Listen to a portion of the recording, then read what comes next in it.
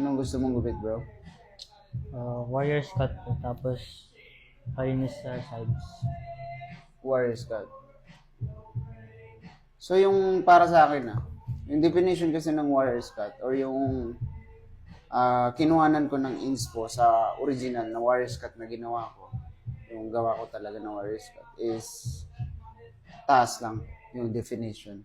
So, sa side, may option ka naman kung anong pwede natin gawin dito. Ano yung gusto mo dito sa side? Siguro low taper. Low taper lang tayo dito sa sides. So, yung warriors cut na customize ko is hindi masyado bulky sa underpart ng may tenga. So, malinis na tayo dito sa part na to.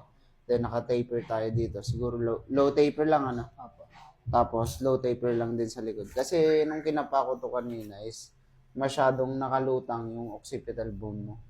So, para siyang bukol dito sa likod. Which is natural naman yun sa mga ulo.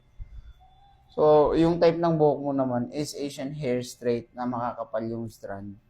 Medyo mahirapan tayo sa ma-achieve yung talagang original na warriors cut na sa ibang bansa galing, no? So, yung customized na warriors cut na ginawa ko is for Asian hair. So, which is bagay sa mga ganitong klaseng buhok.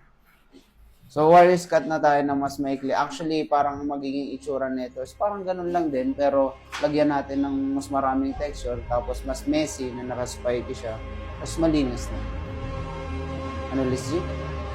Let's G?